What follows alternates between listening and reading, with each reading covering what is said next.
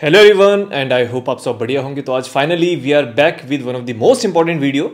तो ये है बहुत ही इंपॉर्टेंट वीडियो क्योंकि इसमें मैं कवर करूंगा कि हाउ टू स्टार्ट यूपीएससी की प्रिपरेशन कैसे स्टार्ट करनी है, जिसमें कि स्कूल स्टूडेंट्स हो गए, कॉलेज हो गए, वर्किंग पर्सन्स एंड हाउस वाइफ्स। तो इन सबको मैं कवर करूंगा। तो आई थॉट कि यार एक वीडियो बनाता हूं जिससे कि क्योंकि अभी बहुत सारी क्वेरीज आ रही हैं, स्कूल वालों की आ रही हैं, हाउस वाइफ्स की लेटली काफ़ी ज़्यादा क्वेरीज आने लगी हैं। तो आई थॉट कि एक वीडियो में अच्छे से क्लियर कर दूंगा। ठीक है, तो ये वीडियो प्लीज़ ध्यान से देखिएगा। थोड़ा लंबा होगा, ज़रूर होगा लंबा, लेकिन देखो जब मैं चीज़ों को अच्छे से कनेक्ट करूंगा कि भाई आपको क्या करना है, क्या नहीं करना और क्यों करना है, हर चीज़ के पीछे एक रीज़न होता है, तब आप समझेंगे अच्छे से। वैसे तो इन शॉर्ट में बोल सकता था कि हाँ भाई स्कूल वाले ये कर लो, लेकिन उसके पीछे रीज़न भी पता होना चाहिए कि ये क्यों करें या क्या नहीं करें। तो प्लीज़ इस वीडियो को ध्यान से पूरा देखिएगा एंड ट्रस्ट मी, ये वीडियो अगर आपने ध्यान से देख लिया तो इस वीडियो को देखने के बाद आई कैन गारंटी आपको कोई और वीडियो देखने की ज़रूरत नहीं पड़ेगी। इस चीज़ की मैं गारंटी दे सकता हूँ। ठीक है, चलिए तो सीधे स्टार्ट करते हैं विदाउट वेस्टिंग द टाइम। ठीक है, सबसे पहले मैं स्कूल स्टूडेंट्स को यहाँ पे टारगेट करूँगा। थोड़ा सा शॉर्ट में बताऊँगा कि भाई अभी आप लोगों को क्या करना चाहिए, क्या नहीं करना चाहिए, क्योंकि अभी से जो 9th में है, 10th में, 11th में बहुत टेंशन लेते हैं कि मेरे को भी आईएएस की तैयारी करनी है, बट समझ में नहीं आ रहा क्या करें। तो इतना स्ट्रेस मत लीजिए। कॉलेज वालों को मैं थोड़ा सा डीप में कवर करूँगा क्योंकि ज़्यादातर मेजॉरिटी ऑफ दी एस्पिरेंट्स जो ये वीडियो देखेंगे I can guess college students होंगे। वर्किंग प्रोफेशनल्स भी थोड़ा सा मैं कहता हूँ कि काइंड ऑफ सिमिलर ही होता है। ठीक है, जो कॉलेज का रूटीन होता है 9 से 2, 9 से 5, वर्किंग भी लगभग वैसे ही होते हैं। द ओनली डिफरेंस इज कि भाई कॉलेज वालों का वो फिक्स रूटीन नहीं होता है, फ्लक्चुएशन बहुत रहती है। लेकिन जो वर्किंग प्रोफेशनल्स होते हैं उनका एक फिक्स रूटीन रहता है, बस उसको थोड़ा सा मैनेज करना है। और लास्ट में आएंगे हाउस वाइफ्स पे, क्योंकि थोड़ा सा मैं ये भी कवर करूँगा क्योंकि बहुत सारे कमेंट्स में लेटली देखा हूँ कि हमें नहीं आप कवर कर रहे हैं, तो थोड़ा सा आप लोग को भी मैं बताऊँगा। ठीक है, चलिए सीधे स्टार्ट करते हैं।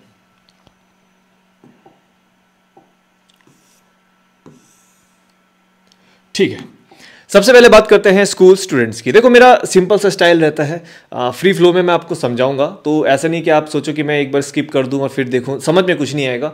मैं टू द पॉइंट बात करूंगा एंड दैट इज इट। ठीक है, चलिए यहाँ पे हम ये डिस्कस करेंगे कि भाई स्कूल जो स्टूडेंट्स हैं तो उनको सबसे पहला सवाल ये आता है व्हेन। ठीक है, व्हेन कि कब तैयारी स्टार्ट कर सकते हैं हम, और दूसरा होता है सबसे इंपॉर्टेंट होता है हाउ। बस दो चीजें कवर करूंगा, दैट्स इट। ठीक है, देखो सबसे पहली चीज आती है व्हेन। मैं अगर बोलूंगा कि अगर यार आप 8th में हो या 8th से कम के हो तो प्लीज़ अभी सिर्फ स्कूल की पढ़ाई पे फोकस करो। अभी ये आपने सोच लिया कि मेरे को यूपीएससी की तैयारी करनी है, वो अच्छी बात है, उसको माइंड में रखो और अपना जो कॉलेज की जो एक्टिविटीज़ हैं, कॉलेज की जो पढ़ाई उस पर फोकस करो। इन जनरल तो मैं बोलता हूँ कि वैसे जो स्कूल में हैं अभी तो वैसे आपका सबसे बेस्ट काम क्या है, जो भी आप सब्जेक्ट्स पढ़ रहे हो उसको अच्छे से पढ़ो, क्योंकि कल को कॉलेज में ऑप्शनल में वो आपको बहुत हेल्प करेगा, इंटरव्यू में हेल्प करेगा। और जो भी एक्स्ट्रा एक्टिविटीज़ होती हैं जैसे डिबेटिंग सोसाइटी हो गई, अलग अलग सोसाइटीज़ होती है राइट, डिबेटिंग में पार्टिसिपेट करो, एक्स्ट्रा जो स्पोर्ट्स हैं उन पे पार्टिसिपेट करो, क्योंकि अभी ये भाई ग्रोथ का पीरियड है। तो अपने आप को एकदम रूम में बंद मत कर दो यार कि पढ़ाई पढ़ाई पढ़ाई, या अभी आपका ग्रोथ पीरियड है तो ग्रो करो अपने आप को अच्छे से, एंड प्रिपरेशन के लिए आपके पास अच्छा टाइम मिल जाएगा कॉलेज में। ठीक है, तो मैं कहूँगा व्हेन। अगर फिर भी जैसे कि 12th में आपके बोर्ड्स होते हैं तो थोड़ा सा मैं कहूँगा कि चलो अगर आप 9th में हो तो 9th में आप थोड़ा फोकस कर सकते हो, और अगर 11th में हो तो 11th में थोड़ा अच्छा खासा फोकस कर सकते हो। बाकी देखो 10th और 12th में बोर्ड्स होते हैं, तो भाई बोर्ड्स के ऐसा तो नहीं है कि नंबर बहुत ही ज़्यादा इंपॉर्टेंट होते हैं, but it has some importance. ठीक है, तो उनको निगलेक्ट मत करना। अब मैं सिर्फ इतना बताऊँगा कि करना क्या है। देखो अगर आप स्कूल में हो, 2-3 चीज़ें हैं। वैसे तो मैं बोलता हूँ, जैसे मैंने बोला है कि मैं बोलता हूँ कि स्कूल वालों को ज़्यादा स्ट्रेस आउट नहीं करना है रिगार्डिंग दी प्रिपरेशन, बट फिर भी अगर कुछ होता है कि नहीं मुझे बस करना है, मुझे बस बता दो मुझे करना है तो करना है, तो मैं 2-3 चीज़ें आपको सजेस्ट करूँगा। सबसे पहला हो गया न्यूज़पेपर।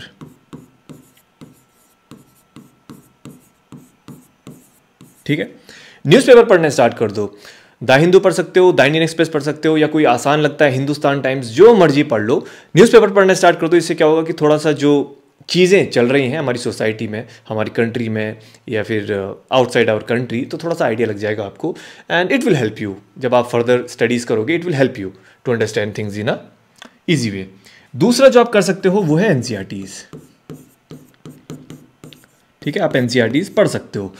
क्योंकि कॉलेज की पढ़ाई के बाद देखो इतना टाइम तो मिलता नहीं है, लेकिन एनसीईआरटी सिर्फ 4 सब्जेक्ट्स की, ठीक है, पॉलिटी की 6 to 12, सारी 6 to 12 मैं रेकमेंड करूंगा, क्योंकि स्कूल में हो तो आप ऐसे मत सोचना कि यार टॉपर बोल रहा है कि 11th, मतलब जैसे आप लोग भी वीडियोस देखते हैं तो आपने देखा कि यार टॉपर ने बोला है कि 11th क्लास की पढ़नी है तो आपने 6 to 10 स्किप कर दी। भाई आपके पास टाइम है, इन्जॉय करो जर्नी को, आराम आराम से पढ़िए, ठीक है। जैसे पॉलिटी हो गई, ठीक है, उसके बाद इकोनॉमिक्स हो गई, उसके बाद आपकी हिस्ट्री हो गई और ज्योग्राफी, बस इन 4 सब्जेक्ट की एनसीईआरटी थोड़ा आराम आराम से गो थ्रू करो। जैसे एक पॉलिटी देख लिया आपने, अच्छे से उसको पढ़ लिया, उसके कंसेप्ट समझ लिए, फिर उसके बाद अगले क्लास वाली किताब में आए तो ऐसे करके यू कैन प्रोसीड, ठीक है। और तीसरा तो मैं रिकमेंड नहीं करूंगा, तो वो ग्रेजुएशन में रिकमेंड करेंगे। तो ये 2 चीज़ें बस बहुत है अभी के लिए, क्योंकि अगर आप सोचोगे कि यार मेरे को एग्जाम को समझना है, मैं ऑप्शनल भी सेलेक्ट करना है, उसकी प्रिपरेशन करिए, वो देखो अभी खामोखा आपकी जो स्कूल की जो एकेडमिक्स है उस पर असर पड़ जाएगा। और अभी देखो ये ग्रोथ पीरियड है, तो डोंट अपने आप को ज़्यादा स्ट्रेस वाली सिचुएशन में मत पुट करो। इतना भी अगर आप करते हो कॉलेज टाइम में न्यूज़पेपर और एनसीईआरटीज़, ट्रस्ट में इससे भी अच्छा खासा काम चल जाएगा। क्योंकि यार अभी जो बहुत से जो 9th-10th में हैं उन्होंने प्रिपरेशन स्टार्ट कर दी है, तो 3 साल आपके स्कूल के हो गए, 3 साल आपके ग्रेजुएशन के हो गए, ठीक है।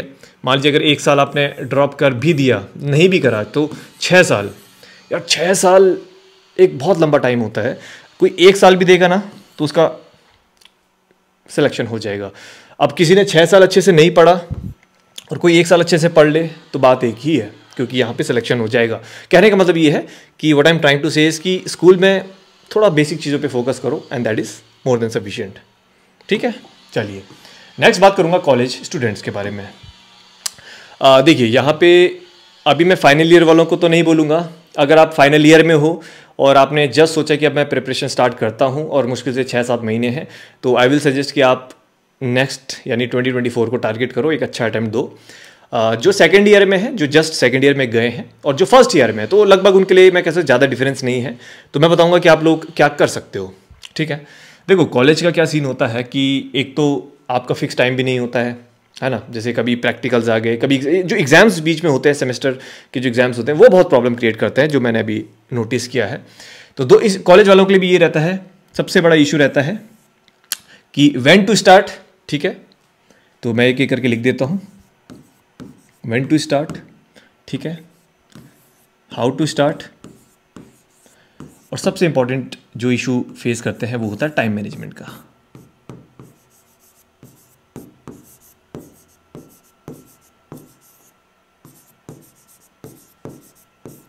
ठीक है, देखिए व्हेन टू स्टार्ट, देखो व्हेन का कोई फिक्स आंसर नहीं है कि भाई कब स्टार्ट करना है। When you think you are ready, when you think you want to give the exam, you can start without asking anybody, ठीक है। तो कभी भी आप स्टार्ट कर सकते हो, स्टार्ट एनी टाइम, जब आपको लगे कि आई एम रेडी, ठीक है। कोई इसका फिक्स रूल नहीं है। दूसरी बात आती है कि हाउ टू स्टार्ट। तो हाउ के लिए भी मैं देखो ये बोलूँगा कि अभी जैसे आप लोग क्या कर सकते हो।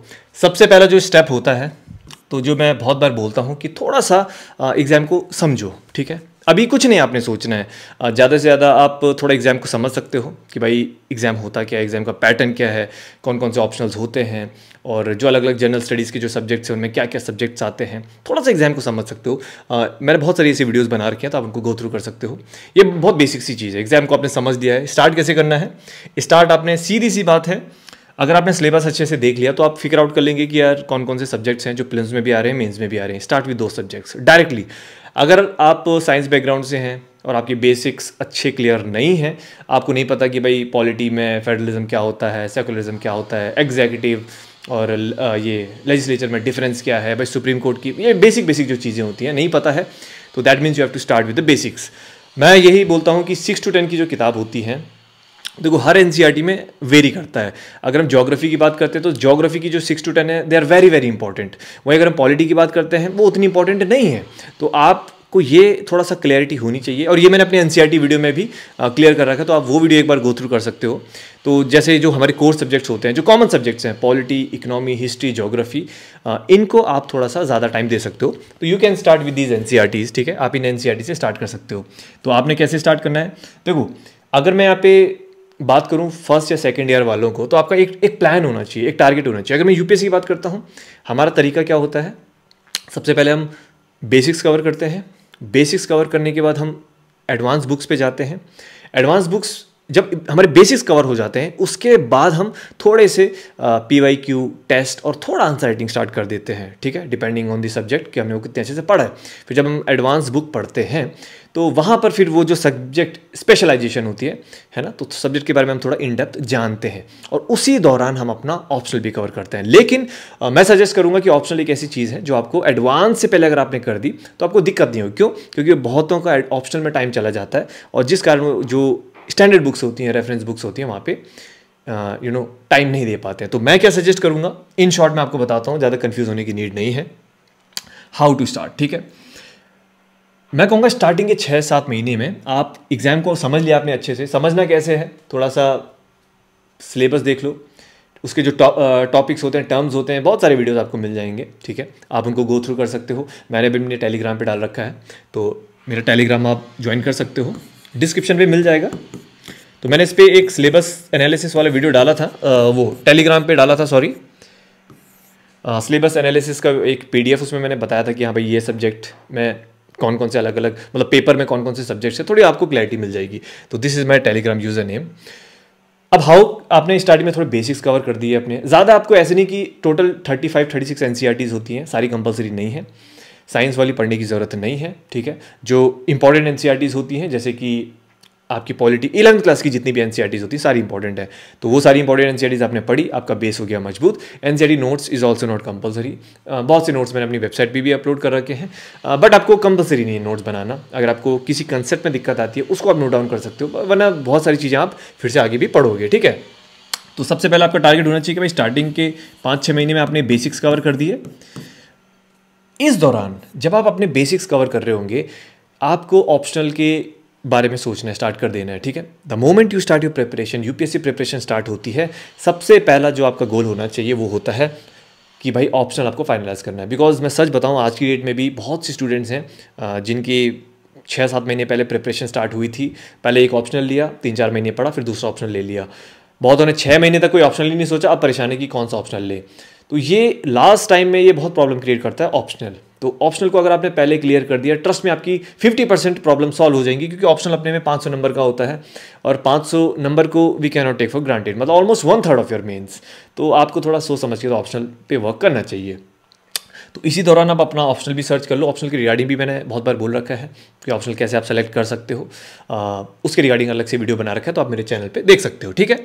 अब जब आप बेसिक्स, वैसे तो बेसिक्स के साथ अगर ऑप्शनल करोगे तो काफ़ी आप फायदे में रहोगे, लेकिन बहुत से क्या होता है, हम डिले कर देते हैं इस प्रोसीजर को कि यार ऑप्शनल बाद में देख लेंगे, फिर बाद में ऑप्शनल ही देख लेता है ना, तो ऐसे मत करिएगा। तो इट विल बी एडवाइजेबल, अगर बेसिक्स के साथ आपने ऑप्शनल कवर कर दिया तो लगा लो कि आधी जंग आप जीत गए, ठीक है। तो ये होगा आपका फर्स्ट पार्ट, यानी कि फर्स्ट पार्ट में आपने ये दोनों चीज़ों को कवर कर दिया। इसके बाद आपका काम आसान हो जाएगा। क्यों?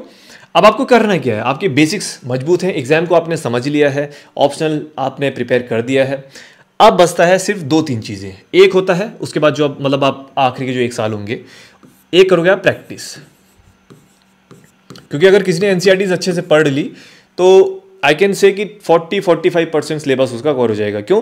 हिस्ट्री NCERTs आपने अच्छे से पढ़ ली तो हिस्ट्री आपका कवर हो गया है, ज्योग्राफी NCERTs अच्छे से पढ़ ली तो 60-70% ज्योग्राफी आपका कवर हो जाएगा, पॉलिटी अगर आपने अच्छे से पढ़ी 11th तो आपका बेस मजबूत हो जाएगा, तो लक्ष्मीकांत पढ़ने में आपको दिक्कत नहीं आएगी, ठीक है। Art and culture basic book है, इंपॉर्टेंट बुक है, तो आपका जो आर्ट एंड कल्चर साइड है वो भी अच्छे से कवर हो जाएगा, समझ रहे हैं। तो NCERTs को उतना लाइट नहीं मत लो यार NCERTs में क्या है, कुछ नहीं है। जब NCERT 11th क्लास की ज्योग्राफी खोलो, 12th क्लास की हिस्ट्री खोलो, 11th क्लास की आर्ट एंड कल्चर खोलो, पता चल जाएगा भाई NCERT होता क्या है, ठीक है। 6-7th क्लास की NCERT पे जज मत करो NCERTs को। तो थोड़ा प्रैक्टिस करना स्टार्ट कर सकते हो, PYQs को थोड़ा गो थ्रू करो। अब उसके बाद जो हमारे कोर सब्जेक्ट्स हैं, ठीक है ना, जो कोर सब्जेक्ट्स हैं जैसे कि polity, economy, history, geography, environment और थोड़ा सा आर्ट एंड कल्चर और साइंस एंड टेक सेकेंडरी, उनको आप थोड़ा सा पढ़ना स्टार्ट, उनकी जो मेन बुक्स हैं उनको पढ़ना स्टार्ट कर दो, और जो पीछे आपने पढ़ा है उसको रिवाइज करो, और एट द सेम टाइम थोड़ा थोड़ा आंसर राइटिंग करो, एंड दैट इज़ इट, खत्म। तो ये ऐसे आपने करना है, ठीक है। अब बात आती है टाइम कैसे मैनेज करें हम, ठीक है। देखो टाइम का ये है कि जो कॉलेज वाले हैं और जो वर्किंग पर्सन्स होते हैं, ठीक है, तो मैं ये जो आपका टाइम मैनेजमेंट है ये नेक्स्ट स्लाइड में आपको जो वर्किंग पर्सन्स हैं उनके साथ ही बताऊंगा, क्योंकि लगभग दोनों का 19-20 का शेड्यूल में डिफरेंस होता है, ऑलमोस्ट सेम ही होता है, तो वहाँ पे मैं आपको बताऊंगा कि टाइम कैसे मैनेज करना है, ठीक है। तो ये कॉलेज वालों की अप्रोच होनी चाहिए, ट्रस्ट मी, ये this is the trick over here, ठीक है। अब बात करते हैं कि वर्किंग पर्सन्स। देखिए, जो वर्किंग प्रोफेशनल्स हैं तो सेम आपको भी, अब देखो वर्किंग पर्सन्स का क्या एक चीज़ है कि जैसे कॉलेज वालों का मैंने बताया कि भाई कैसे स्टार्ट करना है, तो आपका भी लगभग वैसे ही है कि आपने भी थोड़ा सा पहले अपना ऑप्शनल आपको रेडी करना है। द गुड थिंग इज़ कि आप ऑलरेडी वर्किंग पर्सन है, यानी कि आपकी ग्रेजुएशन हो चुकी है, आप किसी एक पर्टिकुलर फील्ड में काम कर रहे हो, तो आपको थोड़ा काम आसान हो जाएगा ऑप्शनल को सेलेक्ट करना। ऑप्शनल को चूज़ करिए, उस पर वर्क करना स्टार्ट कर दो, at the same time basics को कवर करो। यहाँ पे हम सिर्फ बात करेंगे टाइम मैनेजमेंट की, क्योंकि देखो वर्किंग वालों का भी लगभग यही रूटीन रहता है। जहाँ तक मेरे जो स्टूडेंट्स हैं मैंने देखा है, किसी का 9 to 5 मोस्टली यही रहता है। कोई 11 बजे जाता है तो वो 7 बजे आता है, तो ये उनका रूटीन रहता है। बहुत रेयर है जिनकी शिफ्ट में ड्यूटी चलती है जो 12-12 घंटे काम करते हैं, लेकिन on an average working persons का यही रूटीन रहता है। कॉलेज वालों की बात मैं करता हूँ, कॉलेज वालों के पास तो और भी लग्जरी है, बिकॉज आज की डेट में जितनों से मेरी बात हुई है तो कॉलेज तो कोई जा ही नहीं रहे हैं, तो वो भी गलत बात है, खैर। बट चलिए, तो लगभग कॉलेज वालों का ये तो तब होता है अगर वो साइंस साइड से है, वरना कॉलेज वालों के पास थोड़ा ज़्यादा टाइम है, यानी कि 9 से 2 ऑन एन एवरेज, या फिर किसी का 11 से 4, तो 4-5 घंटे क्या कॉलेज रहता है, लेकिन आने जाने में 1-1.5 घंटा, तो बात एक ही पड़ जाती है। अब टाइम कैसे मैनेज करें इस पर हम बात करते हैं, ठीक है।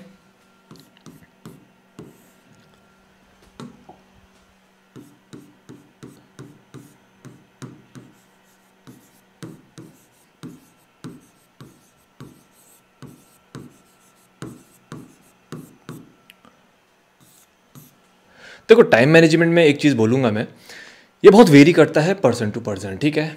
अब ये डिपेंड करता है कि भाई मान लीजिए आप वर्किंग पर्सन है, आपका मान लीजिए 1 ही साल बचा है आपके पास, कि भाई मेरा बहुत है कि मेरा लास्ट अटेम्प्ट है 2023 या फिर मैक्सिमम 2024, तो आपके पास टाइम है बहुत लिमिटेड। तो आपको बहुत ही प्रिसाइसली, बहुत ही सोच समझ के अपने टाइम को मैनेज करना है। कैसे? सबसे पहला पॉइंट तो ये है कि भाई आपको लिमिटेड रिसोर्सेज पे ही स्टिक करना पड़ेगा। That is it, that is the only option you have. अब आप कैसे अपने टाइम को बचा सकते हो? पहला तो ये है कि जो न्यूज़पेपर है उसको 30 मिनट से ज़्यादा टाइम मत दो, ठीक है। ऐसा नहीं कि 1-1.5 घंटा आप दे रहे हो। उसका बाद आता है कि अगर आप मंथली मैगजीन फॉलो नहीं कर पाते हो, देखो बहुत से जो जिनके पास 4-5 घंटे का ही टाइम मिलता है, तो मंथली मैगजीन नहीं फॉलो कर पाते हैं कि यार मंथली बेसिस पे 100 पन्ने नहीं हो रहा हमसे, क्योंकि स्टैटिक अपनी जगह है, ऑप्शनल भी है, रिवाइज भी करना है, प्रैक्टिस भी करनी है। तो आप जा सकते हो, जो विजन की मैगजीन आती है एक 365, है ना, तो you can stick to this. क्योंकि अगर आपने न्यूज़पेपर डेली बेस पे पढ़ा है और उसके बाद अगर पीटी 365 कर रहे हो, तो ठीक है, पीटी में जो भी इंपॉर्टेंट इश्यूज होते हैं, आर्टिकल्स होते हैं, वो होते हैं और ज़्यादातर वहाँ से क्वेश्चन बन जाते हैं, तो इतना विल बी सफिशिएंट। बाकी अननेसेसरी वेबसाइट्स, अननेसेसरी मैगजीन्स आपको नहीं करना। आपको अपने रिसोर्सेज जितने प्रिसाइज कर सकते हो, देखो यार करंट अफेयर है, न्यूज़पेपर पीटी को मिला दो तो कुछ इंपॉर्टेंट जो पीआईबी में न्यूज़ आती हैं वो आ जाएंगी, जो कुछ इंपॉर्टेंट मुद्दे हैं वो सब कवर हो जाएंगे। अननेसेसरी एक्स्ट्रा पढ़ने की ज़रूरत नहीं है। थोड़ा सा इसमें मेंस पर्सपेक्टिव के लिए आप योजना और कुरुक्षेत्र, इनकी समरी, बहुत सी कोचिंग है जो इनकी समरी प्रोवाइड कराते हैं, बस समरी पढ़ सकते हो, मुश्किल से 4-5 पन्नों की काम चल जाएगा, बस। इससे ज़्यादा आपको करंट अफेयर में टाइम नहीं देना, तो आपका टाइम काफ़ी बच जाएगा। दूसरी चीज़ आप क्या कर सकते हो, इंस्टेड ऑफ सॉल्विंग डेली आप टेस्ट या आंसर राइटिंग करने के बजाय आप वीकली बेस पे दो, ठीक है।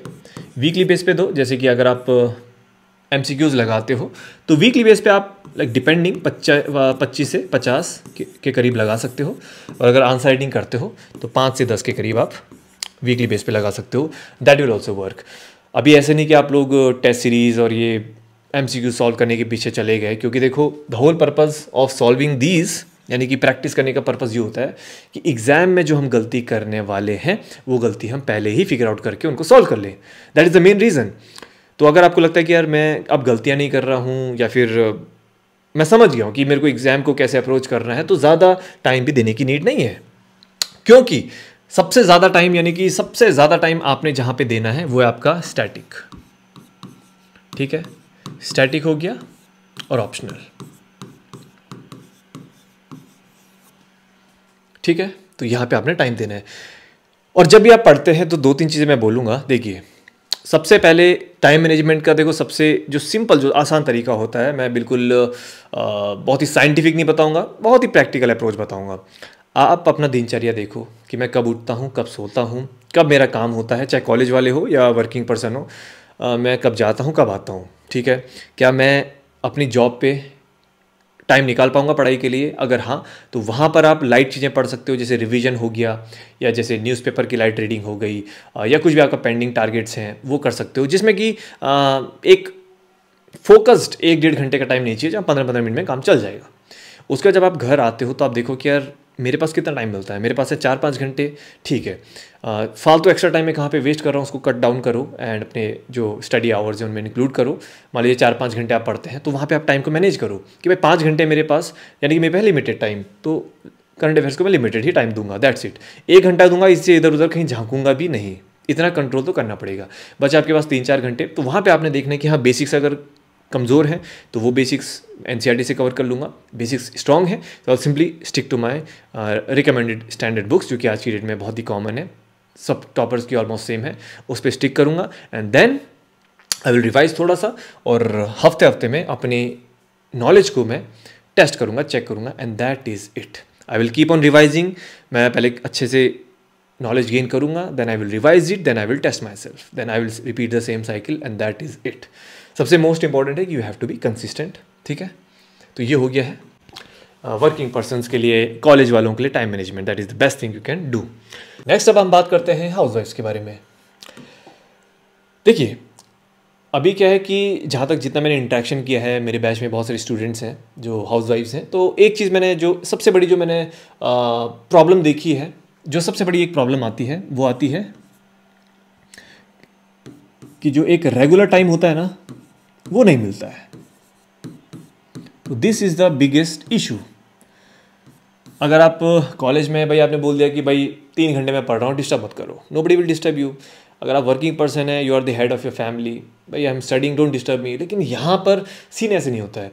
यहाँ पर होता क्या है कि भाई आप पढ़ने बैठे, 15 मिनट बाद फिर किसी ने काम के लिए बोल दिया, करना पड़ेगा। 1 घंटे बाद बोल दिया, फिर करना पड़ेगा। तो वो थोड़ा सा एक सिचुएशन अराइज हो जाती है कि भाई हम टाइम को कैसे मैनेज करें, फिर हमको तो टाइम ही नहीं मिल रहा वो रेगुलर पढ़ने का, तो हम उसको कैसे टैकल कर सकते हैं। तो यहाँ पे मैं आपको बहुत ही अच्छे से मेथड्स बताऊंगा विच यू कैन फॉलो, ठीक है। देखिए 2 चीज़ें हैं यहाँ पे, आपको एक चीज़ पे ये ध्यान रखना पड़ेगा कि कैसे भी करके आपको निकालना पड़ेगा एक कंटिन्यूअस टाइम या sitting. Continuous time is mandatory, बहुत ज़रूरी है कि आपको एक ऐसा टाइम तो चाहिए ही होगा जहाँ पर कि आप कंटिन्यूसली पढ़ सकें, कम से कम 2-3 घंटे, और वहाँ पे आपको कोई डिस्टर्ब ना करे। एंड ये टाइम होगा, या फिर आप लेट नाइट पढ़ सकते हो सबसे पहले, या तो आप लेट नाइट पढ़िए, ठीक है। अब भाई 10-11 बजे तो कोई बोलेगा थोड़ी कि ये काम है, मोस्टली अमूमन 10 बजे तक सो जाते हैं लोग, 10 बजे के बाद, या फिर अर्ली मॉर्निंग 4 बजे, क्योंकि बहुत से करते हैं, इसलिए मैं आपको बता रहा हूँ। मैं ऐसी कोई चीज़ नहीं बोल रहा हूँ विच इज़ इम्प्रैक्टिकल। जो लोग कर रहे हैं, जिन्होंने मुझे बताया है कि हम कैसे अपने टाइम को मैनेज करते हैं, दिस इज़ द रियलिटी, ठीक है। तो आपके पास ऑप्शन है, या तो आप लेट नाइट पढ़िए, अगर आप बोलते हैं कि 9-10 बजे थक लग जाती है तो सो जाइए 10 बजे एंड वेक अप एट 4, ठीक। अगर आप बोलते मॉर्निंग में नहीं उठा जाता तो लेट नाइट पढ़िए 2 बजे तक। एक टाइम तो आपको यहाँ पे निकालना पड़ेगा, और कम से कम 3 आवर्स आपको यहाँ पे निकालना पड़ेगा। एक चीज़ ये होती है कि आपको टेंशन नहीं लेनी है कि यार 3-4 घंटे निकल पा रहे हैं, हम कैसे कॉम्पीट करेंगे, बाकी कॉलेज वाले फुल टाइम वाले तो देखो इतना पढ़। मैं आपको रियलिटी बताता हूँ, मैं रियलिटी बताता हूँ। अभी मेरे पास 500+ स्टूडेंट्स हैं, ठीक है। And out of this 500+ students 50 ऐसे स्टूडेंट्स हैं जो 8 से 10 घंटे पढ़ रहे हैं, और यह है रियलिटी। ऑन एन एवरेज जो तैयारी चल रही है स्टूडेंट्स की, वो चल रही है 6 से 8 घंटे, अच्छी क्वालिटी स्टडी। तो अगर आप 3 घंटे यहाँ पे निकालते हो और 3 घंटे जो मैं अब आपको बताऊंगा वहाँ पे निकालोगे, तो आप भी कहीं ना कहीं जो फुल टाइम एस्पिरेंट है उनके बराबर ही आप तैयारी कर रहे हो। तो ऐसे वो मन से टेंशन हटा दीजिए कि भाई बाकी 8-10 घंटे निकाल रहे हैं, ऐसा नहीं होता है। वैसे भी आवर्स मैटर नहीं करते हैं, क्वालिटी मैटर करती है। भाई आपने आज जो पढ़ा है, कितने अच्छे से पढ़ा है, कितने लंबे समय तक वो आपको रिटेन रहेगा, कितनी क्लैरिटी आपने उसमें गेन करी है, ये सारी चीज़ें मैटर करती हैं, ठीक है। अब उसको मिटाना पड़ेगा, तो ये तो पूरा ही हट जाता है ना।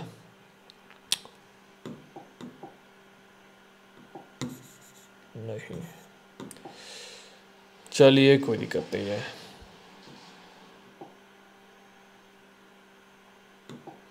ठीक है, इसको फिर से इसको हटा देता हूँ, एक बार फिर से लिख देता हूँ।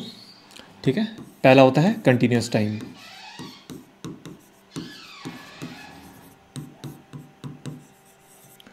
दूसरा होगा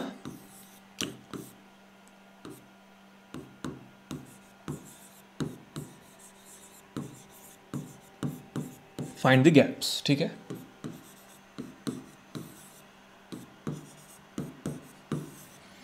देखिए फाइंड द गैप्स यानी कि देखो, अगर आपने ये 3 घंटे आपने निकाल दिए तो आपके लिए काम काफ़ी आसान हो जाएगा।